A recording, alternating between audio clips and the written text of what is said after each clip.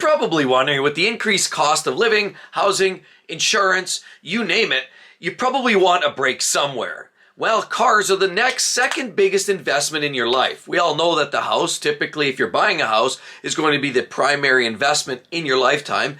Sometimes it's a good investment, sometimes it's not. But a car is often represented as your second highest investment. So in other words, a vehicle typically will be the second largest price point or the most amount of money you spend in one place at one time. So I'm going to share the cheapest cars you can possibly get today in 2023 that hopefully will give you an upper hand and get you a better buy than a lot of times we've been getting in the last couple of years. So let's get right to the chase.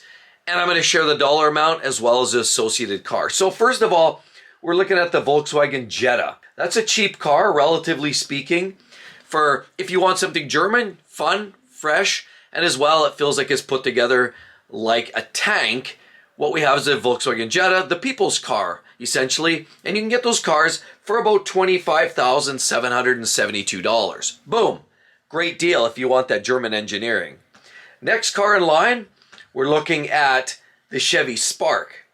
And the Chevy Spark, I'm not going to say, let's not sugarcoat it. It's not a great vehicle. The quality's not there. It's gutless. It isn't even that great looking. But it is cheap. So if you want affordable, you want cheap, you want to get from A to B as low cost as possible and still have a shelter over you, the Chevy Spark is your bet. And with that car, you can expect about 7 liters per 100 kilometers, so it's great on fuel as well. And as well, we can say that you can find plenty of used models for under $20,000. A very affordable car all the way around. So another one, we talk about the Toyota Corolla, is another vehicle that is very, very affordable. Now, relatively speaking, I've had people comment in my videos, 20 grand is a lot of money. Of course it is. But as I say, you know, cars generally are the second largest price or expenditure you're going to use in your lifetime. You're probably going to spend no more anywhere else other than maybe on your house and your primary residence. So the Toyota Corolla at an MSRP of $26,000, $265, we have to cap that up, represents a pretty decent deal. Now, you get a CVT transmission, you get a 4-cylinder engine, and if you want to ramp up, you can also get yourself a hybrid, which gets you even better economy. So it's an economical car. It's from the brand that they take pride in quality construction, and we know Toyota will run almost forever. You can get 300,000 miles out of that, 400,000 or 500,000 kilometers if you take care of this car. So it's a great buy, and in Canadian bucks, that's your dollars. So the next one is Mitsubishi Mirage. And I've spoke about this in other videos on my other channel, Exotic Car Play Place, that it makes the target for one of the lower quality vehicles. You know, doors falling off. There's issues with those vehicles. The braking system, they get expensive and they are known to fail. Some electrics. But generally speaking, you want cheap, you want dirty, and you want affordable. The Mitsubishi Mirage might be your bet. And actually, for a Pitsley Pence of about $16,998, it represents a pretty cheap way to buy into automobile experience. So it's a great deal, 6.2 liters per 100 kilometers. You can go forever on a tank of fuel. So it's a great deal if you're looking for a cheap way to get around. Another one is the Hyundai Venue. I looked at these up close and I think they feel like yesterday's news. When you look at a Hyundai Venue, it's not a great, well put together vehicle from at least perception from the outside looking in. And it looks like a vehicle that was probably built about 15 years ago in terms of the way it's put together, in terms of the fit and finish and the materials. But it's a low-cost, affordable means of transportation. And you can get yourself 7.5 liters per 100 kilometers, which represents a phenomenal economy box. And of course, insurance costs will be relatively low on it too. So just the cost of ownership. And if things break, let's face it, it is a Hyundai. Costs are relatively affordable for parts, as long as the engine doesn't roast. But what we're talking about there is $23,239 is what you would anticipate to get into a new Venue. So, moving along, Nissan Versa. As you notice, there's a bit of a theme here. Most of these cars are subcompact, smaller vehicles. And the Nissan Versa, you can get in 6.7 liters per 100K, super economical, very affordable at the pump, and as well, $22,397 is what you can probably expect to pay for that, roughly. Again, I have to reiterate, Canadian dollars, US, basically slash that to about 70% and you'll get the rough US dollars. Today we're doing Canadian edition, so I want to share for the fellow Canadians out there. I can certainly do this in the US funds another day. Today, again, these cars are pretty much the same vehicles on the US side of the border, but just at a lower dollar point. So Kia Rio is the next one. And that car there, $19,916. And, 7.7 liters per 100 kilometers. It's a Kia.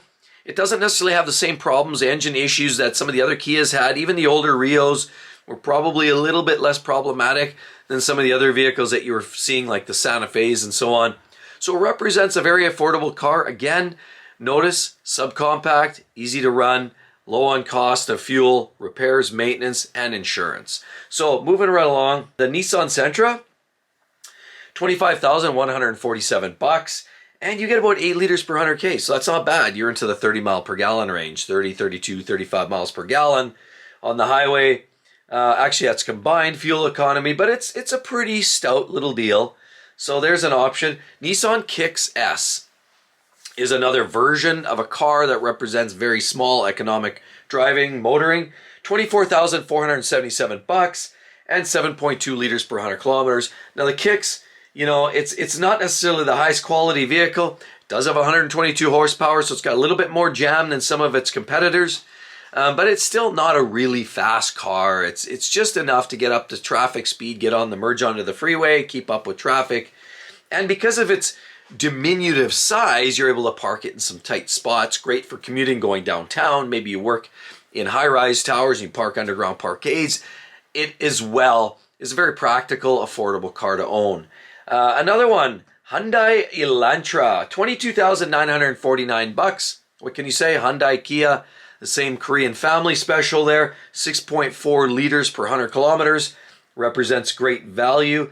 Kia Forte, there you go. You notice another Kia Hyundai, all catering to affordable motoring. They're not playing high roller. They're literally creating a lot of cars that are subcompact or compact size that are affordable to buy and own. Great fuel economy with most of them. And the Forte at a cost of $23,166 is a great deal. So again, if you want something cheap, you don't have to spend a ton of money. You can get into something like the Forte. And, with 7.9 liters per 100K, it's very affordable. Now, here's one of the favorites. This is, I almost leave one of the best to last because I truly believe this is probably one of the best cars in this list. And not just from an affordability standpoint, reliability. They're now known to be in the top 3 for best, most reliable cars based on consumers' reports.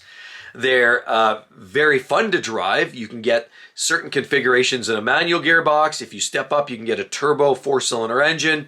You can get a lot of fun with this vehicle. It looks sporty, it's sprightly, it's got a great front profile, and nobody is insulting this saying it's a nerdy wagon. No, in fact, the car that I'm talking about specifically retails for about $24,000 and change. Even better, it also has great fuel economy with numbers like 7.5 liters per 100K, so you're well into the mid-30s miles per gallon, which is a great place to be. And the car I'm talking about is the Mazda 3. Clearly the best choice in this list for cars that meet all the criteria: reliability, fun, performance-oriented, stylish, reliable. I mean, all of those things, it meets all the criteria.